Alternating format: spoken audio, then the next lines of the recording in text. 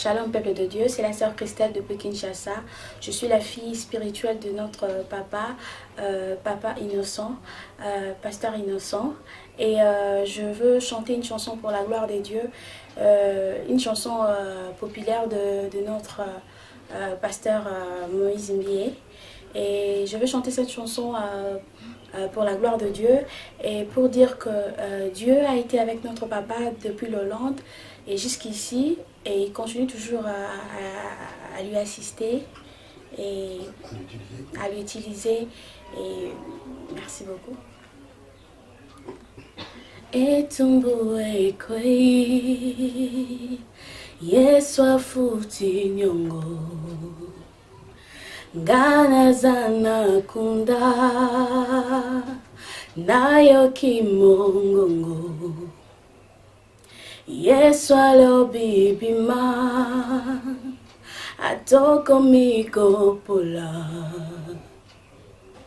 Asekwi singaye Asekwi singaye Nasila kilika Yesu aboyi kotika ngai Maladia ya kinzoto Yesu aboyi kotika ngai Nabunga kinzela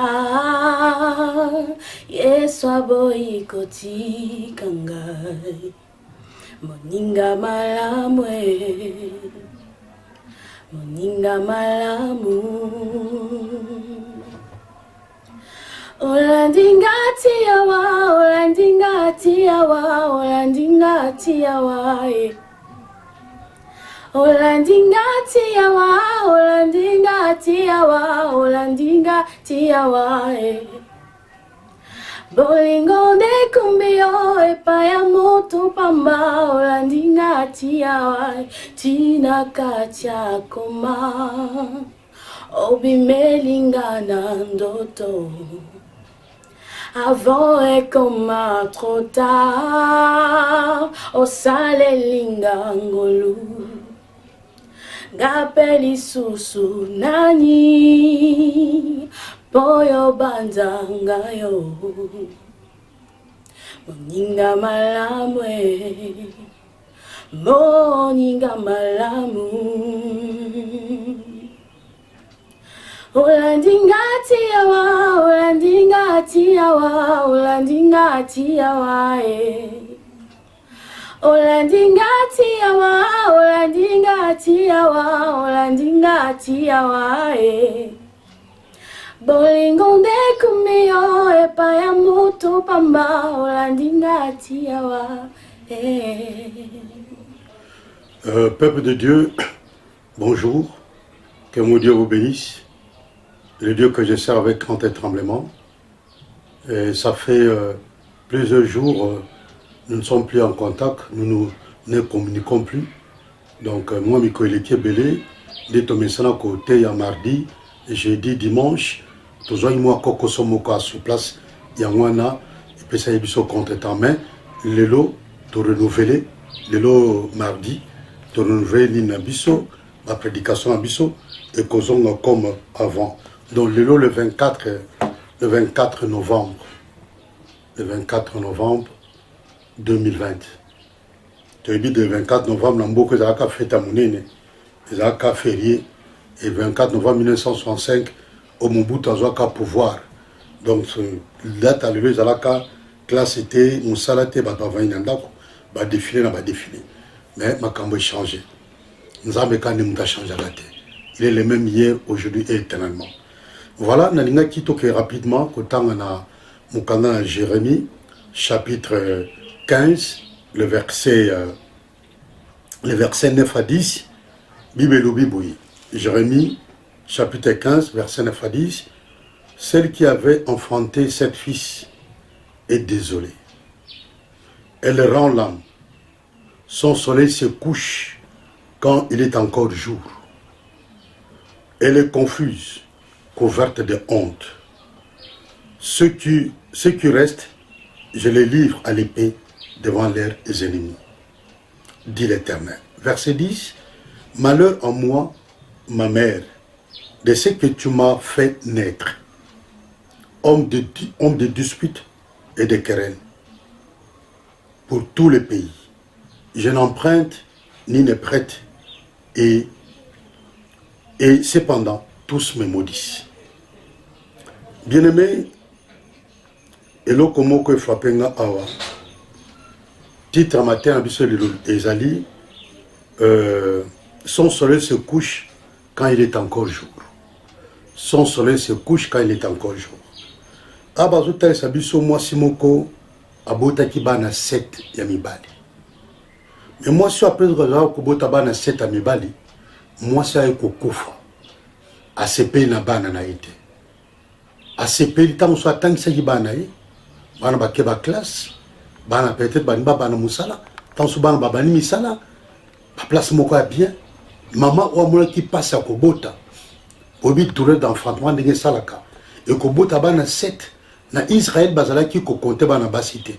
Qui sait peut-être andora bana 7 wa mibali abota ka pe bana basi. Alors maman oyo elikani zali ki kende na boti bana nga boye na ko sepela. Na boti bango na douleur na pasi, na bokol bango na pasi na tinda bango na classe, na za ko me privé ta musuko suma liputa te wa accepter, na suma sapato te, na suma déodorant te, na suma parfum te, na futa minerval ya bana na ngai. Mais bana oyo bazaki elikana ye bien aimé dans le Seigneur, on a profité, Nabana naï, a profité. Qu'est-ce qui se passe? Maman est kokufa.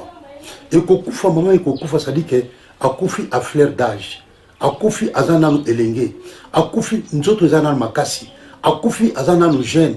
Donc, bien aimé dans le Seigneur, c'est ce que nous appelons que ton soleil se couche avant Yokande Bielobi, son soleil se couche quand il est encore jour. Donc, le soleil de cette maman s'est couché alors qu'il est encore jour. Que signifie ce verset? Que le soleil se couche alors qu'il est encore jour. Quand dans la vie de quelqu'un, Mouta Koufi n'a âge à 2 ans, âge à 3 ans, âge à 5 ans, âge à 12 ans, âge à 30 ans, bref, tant Mouta Koufi à fleur d'âge, alors que ma casse en d'autres années, c'est ce que nous disons, que le soleil se couche dans sa vie alors qu'il est encore jour. C'est-à-dire qu'il pouvait encore vivre. Cette personne pouvait encore vivre. Il y avait possibilité que Moutoyo a vivre sous même qu'il a 85 ans, 90 ans, 95 ans, à combien même qu'il a 100 ans.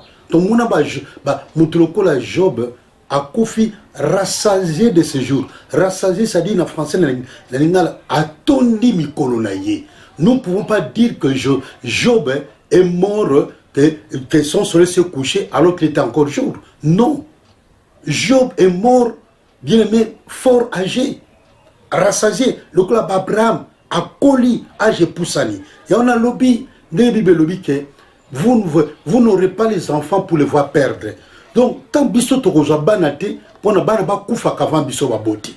Tant biso koufa avant biso baboti, ça dit que le soleil de nos enfants se couche alors qu'il est encore jour. Bien aimé dans le Seigneur, namona ndekomoko mobali anakishasa, batangisi na maternelle, batangisi l'école primaire, batangisi baboti, batangisi à Mansisi humanité, à un diplôme d'état, à quelle université? À combien d'universités? À comme la 2e licence, à défendre des paix mémoire. Et comme il suppose aux collations, ba collé, bien aimé dans le Seigneur, mbula moko lokuta et bêta de combat wana akufa. Donc collation et salamate. Alors que toute la famille s'était réunie, ba sombele ba costume, ba sombele ba sapatou, ba kangisi ba bongo, ba sunda ba masanga, ba prépare ba kambutu, mais le garçon est mort à fleur d'âge. Il est mort à fleur d'âge, à peine 30 ans. À peine 30 ans. Quand quelqu'un meurt à peine 30 ans comme cet étudiant, ou il a couché à peine 30 ans, ça dit que son soleil s'est couché alors qu'il est encore jour.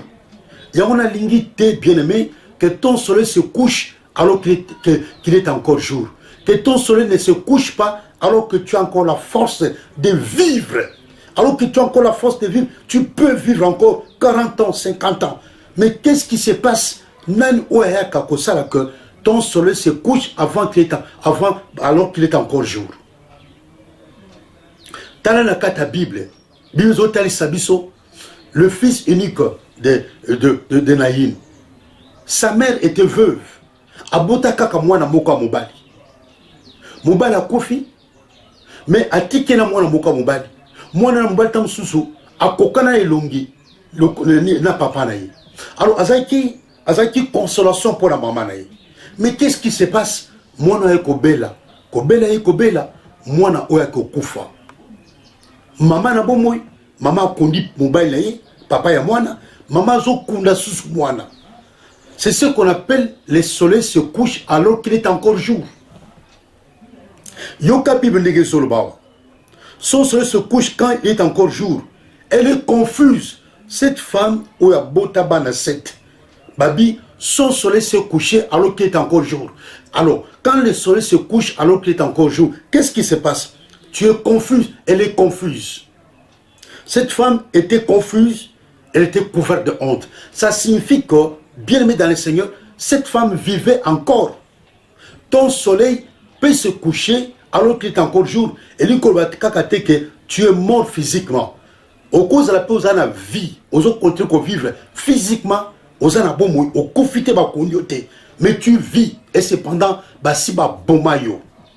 C'est comme cette femme après avoir kobota bana 7 bien mis dans le Seigneur, cette femme son soleil s'est couché alors qu'il est encore jour. Bana oyo baza investissement na ye, tam suba kuma ki ba kuluna, tam suba kuma ba miibi, tam suba kuma ba bandi, ko boma ba tu tout le monde na Kinshasa. Ko bomba bat ko enlever votre baquette bani ba comme ko sa misalana. Alors tant rapport des akoye pa maman ba kangi bano na susak ba bimba nguna na police ba bomi bato ba mibi to mona kana na kata carte ba zola kisa o koto ba yibaki ba bomaki nzokate ezaka bana maman oyo. Nani maman o akobota bana pote un jour ba il a ke ba rapport à mabe. Maman nin oyo tanga zo bala mobile na ye azo kana azo bake bano na ko bota na mbani ngai bakozala ba mibi bakozala ba foyu bakozala ba bandi bakozala ba kulul mama moko azate na mukili o asala ka ba projet wana au soki makamba bongo e komeli mama oyo e komeli papa oyo atanga zoka bana ba komi soni pona ye bana ba komi komema bana sadike famille comme famille soni appartient à bana o bango ba boti. Donc le soleil de ses parents et ba parents oyo se couche alors qu'il est encore jour. Beaucoup de gens au Monaka, aux hommes en vie, mais son soleil s'est déjà couché. Il y a eu moi déjà, donc et ce quota n'a déjà. Moi et ce quota. Mino mozo kansake vina et azana na 8h, vina zana 8h, vina ba comme ça modèle 18h. Il y a eu vie monde de ba comme ça modèle 17h. Tant moi et kenakolala. Moi que le colère la bien aimé na 17h 18h ba si ba longola vie na ye eux c'est là qui na 7h du matin na 6h du matin ba meme ngombango tina 17h tina 18h. Ça dit que elenga vie ezali souhaiter a comme le kola moto a comme ko souhaiter ceux qui azana moyi azo souhaiter butu et kota pour alala parce que douleur et kina moyi ba rapport à mabe le kina moyi de l'autre côté na monokezate passi na passi humiliation soni confusion na kata vina. Alors a comment souhaiter butu ya pota la tamusuzo azo pongi abosa na un instant douleur o ya vina confusion o ya vina humiliation a vina mais ce qui peut butu quand on peut aller bien me pongi pe koyate a komi kotanga ba plafond. Pourquoi? Parce que makamozo marché souté quand makamozo marché tena vie à moto dans tous les domaines confondus, ça dit que moya moto et ce quota moya moto et ce quota à salaboye blocage limitation dégradation atala koto maladie na kata famille koto kufa koto yo sécheresse koto célibat koto stérilité bana bazo botate bana bazo zonga. Donc muta boye famille a boye. Il y a des familles comme ça entières dont le soleil s'est déjà couché. Ozoba te okotia mutu wapi ozoba te soki likamekwe na kata famille tokotale la nani. Donc, na kata famille aboui, le soleil s'est déjà couché. Mais si je venez vous dire, vous proposez quelqu'un qui s'appelle Jésus, il est le soleil de justice. Zama Coran de justice pour na kata famille nabilo. Il est le soleil levant. Il est l'étoile brillante du matin. Que ta vie brille, que la vie de ta famille brille. Tu n'as pas droit, bien aimé, il y a qu'à souffrir. Parce que Christ a souffert pour toi. Christ est mort pour toi. Bien aimé dans le Seigneur. Écoute ce que la Bible dit. Oh, ça n'a pas si. Babi, celle qui avait enfanté cette fils est désolée. Moutou a boti a commis désolé n'engeni. Moutou fala a désolé za moutou a botakate. Moi sur a botakate, il y a une fois dans la carte la désolation. Mais comment expliquer que moi sur a boti bana 7, bingambe 7, mais cette femme est désolée. C'est ce que la Bible dit. Celle qui avait enfanté cette fils est désolée. Batte belle dans la carte la désolation. Asa na carte la désolation, sa vie, asa désolé, ma kamazo marché de la carte vinaï. Elle rend l'âme, babi, azo zoom samolimo, azo koufa. Parce qu'elle est désolée, parce que rien ne marche. Elle rend l'âme. Son soleil se couche quand il est encore jour. Babi, azo si pema, pe moina yezo kota, alors que ma casse nanzoto, et ça non. Alors que moi yezo kota, son soleil se couche, alors que cette femme n'a que 25 ans. Cette femme n'a que 20 ans. Mouto moi yezo kota, azaka na 30 ans, papa oyo. Azaka na 30 ans. Azaka na 40 ans, mais ayi moye ce quota. Bat o moye ce quota, okomo na vie na bango, na nzela so to tambola, akoma ko lobaloba yemoko. Akoma ko lobaloba yemoko, donc ça dit que azuba a perdre ba repère. Asura ba repère. Donc akomi ko ba yemoko parce que lokomoko ils ont marché ça té. Bibelobi boy. Bien-aimé dans le Seigneur, verset 10, malheur à moi, ma mère de ce que tu m'as fait naître. Mouto a commis qu'on regrettait. Peu qu'on le maman, maman, malheur nangai. Na nengo botanga. Maman, na regretté nengo botanga. Parce que na ndima quitté que na kokuta na makambo yo, na zo kuta nango. Mouto a commis qu'on regrettait. Pourquoi maman a botaillé? Alors que mouto fala sepela que maman a botaillé. Parce que basse beba qui na ko bota, azogi na ndako yemoko, moi na kufi. Soit maman kufi, moi na zogi na ndako. Mais à la Bible, moi, je suis à Bota qui bana 7. À Koufa quitté, na place au Bota, bana peut pas Koufa quitté. Mais mon temps comme corrigeté, Koroba, malheur à moi, ma mère, de ce que tu m'as fait naître. Maman n'a regretté pour nous Botanga, pour nous souffrir. Pantra malongo na nzote zate. Kolia malongo zate maman. Ndako to futela kambawa. Maman, nyonso ya pasi. Kolia pasi, komela pasi, kolata pasi. Mais ne va pas passer, non sont passés. Alors, maman a commis tout pourquoi au Botakinga. Tant que commis tout ça dit que Anna Azur a posé à regretter pourquoi maman a botaillé. Mais Makambo a coûté un na katavi. Makambo a coûté un katavi et on a tindaye à l'obaboy. Bien lobby, homme de dispute et de querelle pour tous les pays. Donc, à comment mouta dispute, paix mouta querelle, mouta problème. Parce que va prendre tellement l'équipe, donc, bien aimé, à comment les moutouka kako soana. Il y a des disputes, puis il tomba. Nous avons une compréhension parce que résultat dans les années, vie et autres ambulatés. Tant vie et autres ambulatés, quand on a commis pèse pas na yesu masiate, au koko moutumoko, il y a bitumba. Au koko moutumoko, il y a zoua, au koko moutumoko kanda, au koko jalousie batou. Pourquoi? Parce que ça commis pèse pas en coloté. Mais si on commis pèse pas en colo, makambo ko vivre en moté. Bien aimé dans le Seigneur, yoka, on de dispute et de querelle pour tous les pays. Je n'emprunte ni ne prête, et cependant tous me maudissent. Abi, je n'emprunte ni ne prête, et cependant tous me maudissent. Bien aimé. Tala moana oya Jean chapitre 9. Aveugle de naissance. Maman nino oya zo sa programme, que ta na kobala. Papa nino sa programme, que ta na kobala moi sinanga. Moi na liboso to kobota, faut ça aveugle de naissance. Maman moko azatela moki. Papa moko pété à cause de programme. Mais cet enfant dans Jean chapitre 9, verset 2, il est né aveugle. Aboutama aveugle. Aveugle de naissance. Donc moi na tikala ko mona mukilité ndenge zalaka. Abi nzeta avocat ndenge zalaka te. Abi nzeta manga ndenge zalaka te. Abi ananas ndenge zalaka te. Donc ayebi majité. Ayebi pompe à rigide de sauté. Ayebi télévision madame. Ayebi télévision te.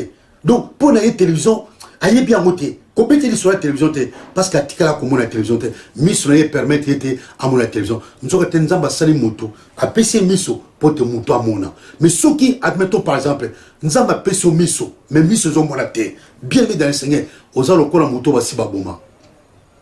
Oa moto basi baboma. Parce que koto zo que nous yebate.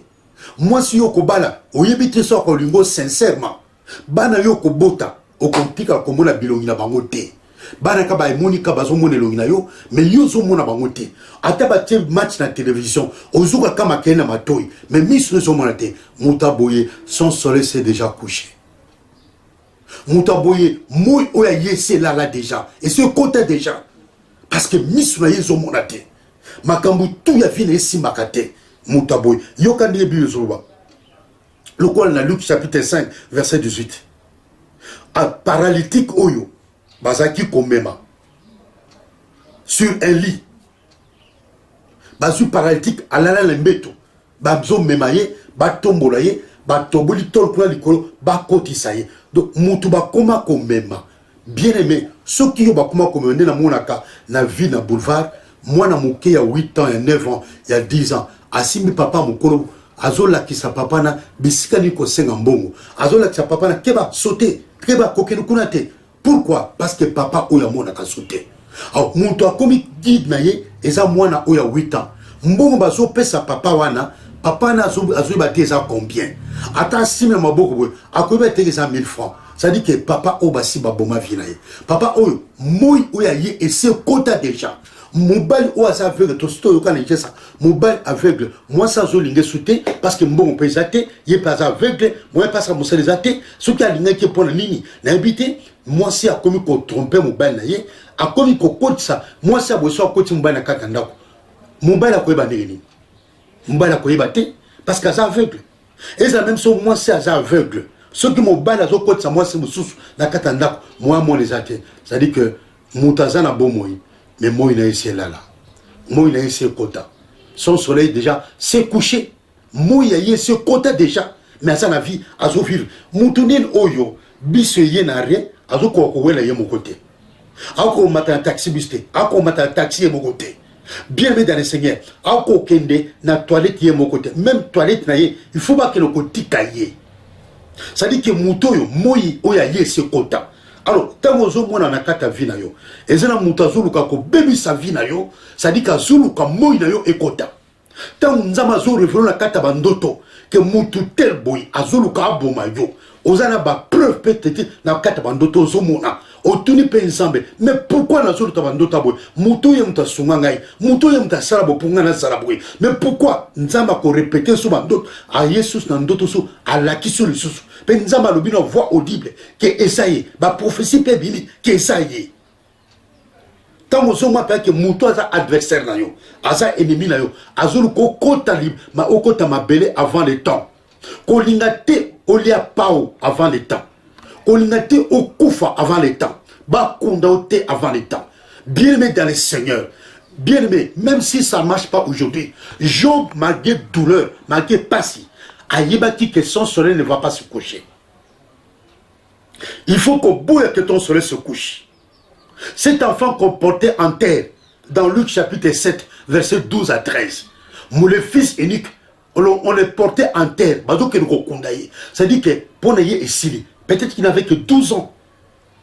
Comment moi, on a 12 ans qu'on connaît le cimetière? Comment moi, on a 15 ans qu'on connaît le cimetière? Comment Moutazan a 30 ans qui se mettait bien aimé, et ça le qu'on a la Bible, donc ndeke atiki bana na zala, abima que nous clamons biloko akolia. Mais nanzela akuta na chasseur, abeti libanga na lance-pierre, ndeke ya mama akufi, bana batika na zala, bango moko. Tam so atika ya maki avant de la kamaki. Soit avant de la kamaki abibo, na kena koluka biloko akolia. Bien aimé, premier jour père ko vendre la maki. Maki on est kopola, ce qui va bomber de quoi na. Bako bomba biso le quoi va ndekete, que ndeka bimi azana no côté ou à kokotraye, azana yesute ou à kokote ndeka bimi, mais aibite sur quoi kozonga. Mais na lobby na yo le cause ndekete, oko bima pe oko zonga. Ndeke soka bimi azonga kate. Tamso kozonga te. Parce que chasseur ya bande kazali. Et on dit le dégage-toi comme l'oiseau du filet de l'oiseleur. Dégage-toi, bima na kata filet au bâtier là yo. Parce que filet au bâtier et bazo linga mo ina yo ekota. Alors dégage-toi comme l'oiseau du filet de l'oiseleur. Dégage-toi comme l'antilope d'entre les mains du chasseur. Il y a des chasseurs de nos âmes.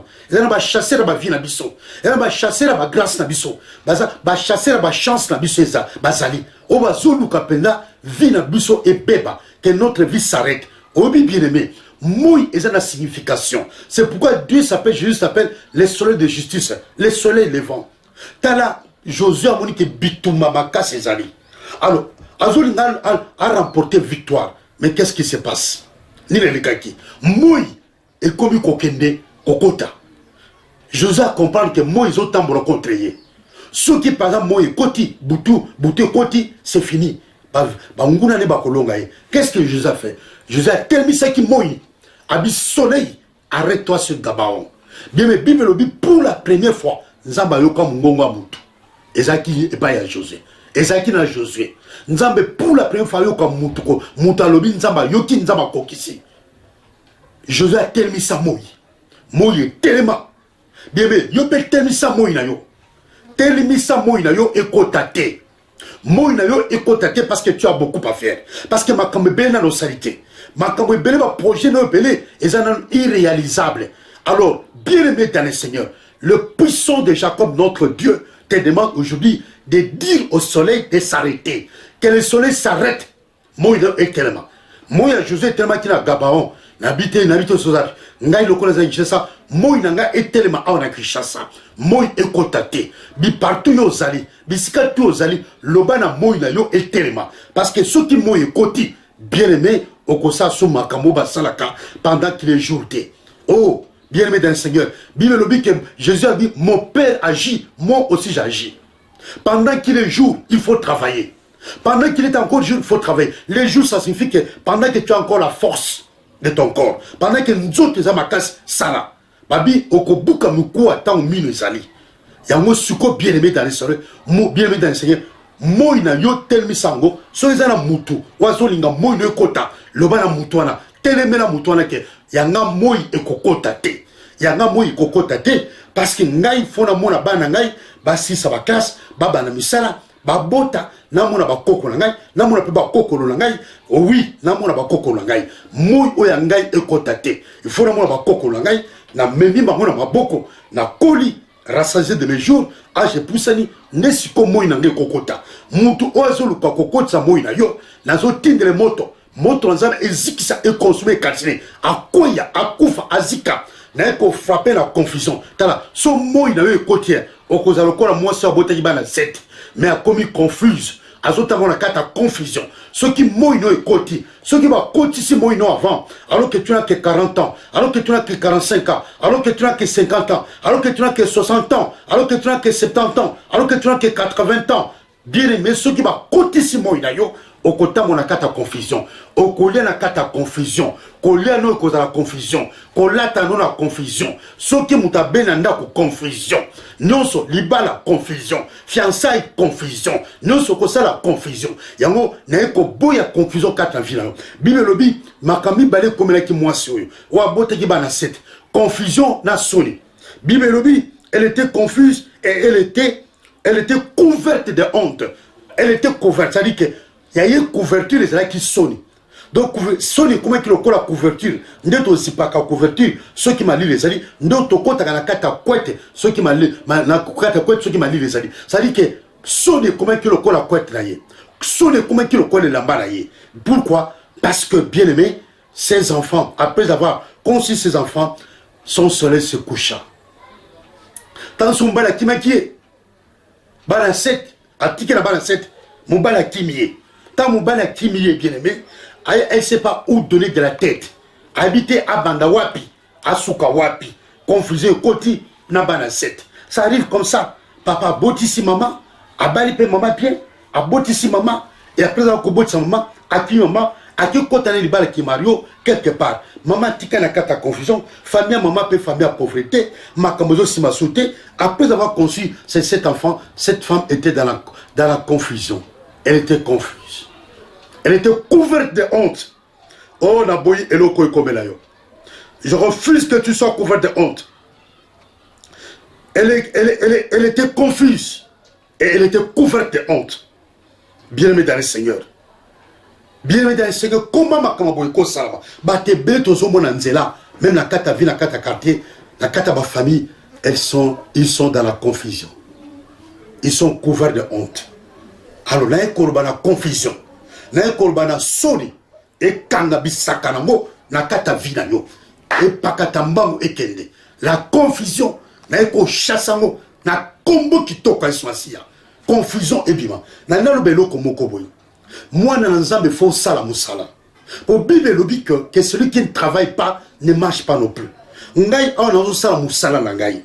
Bible lobi prier sans cesse. Bible lobi que soyez dans l'église sans cesse. Non, il faut ça. Parce que ce que ça, na mutoki na yo okope sa dîme, na mutoki no okope sa offrande. Musala pasteur les a cause en église. Pasteur Moussa à temps plein. Moussa à temps plein. Pasteur à temps plein. Il va pas demander à tous les fidèles d'être à temps plein au temple. Les fidèles doivent travailler. Parce que Bible dit que celui qui ne travaille pas ne mange pas non plus. Donc, au bitan l'église de réveil, bandaka sikana Congo, bane bele ba tika ka batima ka ba classe, ba komi kovana ba permanence. Résultat ni, tozana ba pasteur voyou, tona ba pasteur illettré, tona ba pasteur eza ko fingate. Na lo ba vérité. Donc bien aimé dans le Seigneur, et lokwana o yo temps réveil kotaka na Congo, ba bana ba komi vana ba permanence, ba komi ba se ba komi zo pe ba zem na kata permanence, ba boy pe ba classe, auto ba parents ba zangi monte ya ko futa minava. Donc le pasteur ne peut pas retenir le fidèle à l'église tous les jours. Tous les jours. Non. Une femme, elle est mariée, elle a son mari, elle a ses enfants, elle doit prendre soin de ses enfants. La Bible dit que celui qui ne prend pas soin de sa famille a renié la foi. Il est plus pire qu'elle est censée. Donc la femme doit prendre soin de ses enfants. Les maris également doivent prendre soin de ses enfants. Il n'y a que le pasteur, ce qui a appelé à temps plein, c'est lui qui doit être au temple tous les jours, à tout moment, pour le peuple de Dieu. Mais ce n'est pas les fidèles. Pour prier sans cesse, tu peux prier partout, même à la maison, même dans la douche, dans la toilette, partout, dans ta voiture, la place où ça, putain, c'est prier sans cesse. Je suis d'accord avec ça. Donc voilà, bien aimé, je ferai une mise au point là-dessus. Donc, ne demandons pas aux fidèles d'être à l'église tous les jours, à tout moment. Les fidèles qui ont déserté leur maison, ils sont tous à l'église. Non, laissez les fidèles travailler. Et les jours de culte, qu'ils soient les jours de culte, par exemple, mardi, jeudi, dimanche, pour ceux qui prient ces jours-là, mercredi, vendredi, dimanche, pour ceux qui prient aussi ces jours, les jours impairs et les jours impairs et les jours pairs. Donc voilà, bien aimé, confusion et kota ikatanda quoi. Ba famille a biso mise na kata confusion. Ba famille a biso mise na kata humiliation. Sotel batebele otali mutu pa na nzazo tambola. Otali sapatu ndenge beba otali chemise alati ndenge sila santé otali ndeko ndenge azali suki na mutu apengaka ngo sute otali pa poso ndenge koma otali démarche ndeko omo pa ke ndeko yo yaye moi de Jésus kota yete muta kotsa ki moi na il y a des forces il y a monde de ténèbres ba kotisi moi ya bato bato ebele ba moi na mo ba se ba kotsa ba se ba kotisa yango bato be so kutena nzo otali kaka otali moi so pa moi kitoko mais so otali bien aimé o comprendre que ndeko moi so moi na déjà se kota bato ebele pe bazana poto au moins paka na poto so ta kitina kishasa wa obisi mutu ke ndeko awuti poto mona muta kishasa asiliki oh mais so la wuti poto habite tikozo kosa muta poto kosa la boite mais muta poto kosa nini habite biso na kisande tozaka ermoko kobuka mais muta poto kosa la boite mais so te pena kia pe bata kobuka pe basaka sute mais au moins mutu pe kobuka kosa kanate qu'est-ce qui se passe yaye moi ici kota et moi ici là lève-toi. Toi qui dors, lève-toi. Bible dit, lorsque tu entendras ces choses, lève ta tête, car ta délivrance approche. Tant que tu as tellement pour tes délivrances, il y a moins de bien-aimés. Bien-aimés dans le Seigneur, nous tendons vers la fin. Dans Zolo Baboye, dans Zongeli, thème de M. Zali, bien-aimés, son soleil se couche alors qu'il est encore jour. Bato ebele so talié batuni azana 30 ans so tuni kapem omoni wana ndeko na kozana âge ni ote akozana 60 ans te ana 60 ans te ana 30 ans te tikoko ça 30 ans ouais. Est-ce que muta 30 ans kozala boy? Pourquoi? Parce que son soleil s'est déjà couché. son soleil s'est déjà couché. Et quand le soleil de quelqu'un se couche, ça se voit à l'œil nu. Okomona na nzoto na ye. So koti pe na ndako na ye, oko senti pe kendo na kata ndako yo. Moi ya bango se kote se lala. Ya ba ndako suna mona ndako moko na lemba. Bébé dans le Seigneur, moko na mona tango kana monga fulonga na vandi, otali ndako, on va pas elongi penza ya sorcellerie. Ndako pe elongi ya sorcellerie. Otali ndako pe molili, moyeba na bango te. Oleki ka wana comme otali ndako ndenge zali par rapport à ndako sur kata quartier. Na mona papa na kolonda ko ndenge zo bima. Na ndako na ye, otali bi oui, ata ki ndoki penda et vendre la bango paysan. Qui n'occupe pas vendre à moi ya famille et c'est content d'amour. Hôtel papa, hôtel maman, batana j'aime mais bien aimé, soko tali molili. Hôtel pas molili la katalo pangwana. Non. Les diables méchants. Bien aimé dans le Seigneur. Jésus est l'étoile brillante du matin. Il dit, je suis la lumière du monde. Celui qui me suit ne marchera pas dans les ténèbres. Que ton soleil ne se change point. Dans Joël chapitre 2 verset 21, le soleil se changera en ténèbres. Soleil à battre sous c'est comme un ténèbres. Et comme un molili. Donc va changer le soleil. Joël chapitre 2 verset 31. Le soleil se changera en ténèbres. Le soleil se changera en ténèbres. C'est-à-dire, moi et qu'on changer et qu'on comme un molili. Ce qui moi yo est changé et comme il ténèbres et comme molili. Bien mais Sili. Et Sili. Parce qu'il y a yo moi, ma commission molili, ma commission ténèbres. Ma commission molili pédale pour sacanate. Ce qui moi yo est comme il ténèbres. Bien aimé dans le Seigneur, je t'ai dit, lève-toi. Ce qu'on constate, qu'il y a eu moi au monde qui activités au marché, au senti que non, il y a eu moi cotisation, il y a eu moi de selali, il y a eu moi tellement. Parce que le salut est individuel. Le salut est individuel bien aimé. Tellement bien aimé, quand on a tous à l'okola, moi dans mon bali à ça 38 ans autour de la piscine. T'as là mon bali, hein? À ça 38 ans autour de la piscine, sur la bonne sanité. Donc, n'habitez soit avec la fiancée. N'habitez soit avec la moissie. N'habitez soit à Bota. N'habitez bien mon tabou 38 ans autour de la piscine. Donc, moi qui ne peux me saliser. Parce qu'il y a une solution. Il y a une solution qui est atterrement, paralytique, 38 ans autour de la piscine. Alors, ce mouta sali 38 ans autour de la piscine, azuko quoi na kata piscine pour nous, azo délivrance les, azuko quoi était tout ça quoi avant hier, ça dit que moi ya moutou c'est là. Parce que tout ça azo a prier, azo côté la piscine, azo délivrance. Hier sur la kata boîte, atene ba disciple bokat ça nga mususu, ba disciple donc hier soit ça, tina ba depuis kala, hier soit ko côté la boîte après. Quoi qui va se voir comment il y a fleuve. Et hier soit ko côté bango au milieu du fleuve. A comme compte ko doublé bango l'état les kabango. Au moins la kate que batu yo la tchama kam. Ba comme même ko doublé yo. Batu yo la tchama de la Dubaï. Ba comme ko le kayo. Batu le tchama de la Turquie, de la Chine. Ba comment ko fructifier ba faire. Ba comme ko to banda mais yo so tika sima. Ozo so conscience te. Ozo comprendre que y a yo moi déjà ce côté. Zamba pambola bino. Père, dans ce bon dans 1 minute. Moi, oyo côté na vie à sœur nangai. Et côté na vie à frère nangai. Moi, oyo j'arrête la course du soleil. Mais côté lui ça moi est tellement afin que mon frère ma sœur a luka délivrance là. Afin que bien aimé au tel ça moi na yo parce que il est encore jour. Il y a yo jour les anan, il y a yo makas les anan, mais bazoli a bien aimé. Batem Samoy Nayo, Babebsa Oyabaka, Makamunayo. Père éternel, je te recommande mes soeurs et mes frères, Namaboko Nayo. Nzambe, Nayako Tika Bandokata Namaboko Nayo. Tigete, que leur soleil ne se couche pas avant le soleil, avant le jour. Que leur soleil ne se couche pas avant le jour. Yabango Moyo Kotate. Père, le Boko Nanguya et Zalikolo, Yamona Nyonso. La combo qui toka Francia. Boyebi que awa ezali média donc toi na ta mingité tant que tu as un bondela, en fait, que t'aimes sa course à moi, et kotate. Parce que tu peux encore vivre 40 ans. Tu peux encore vivre 50 ans. Mutumoko te a ko écourter vinayo. Mutumoko te a ko comme ça vino mo coussé.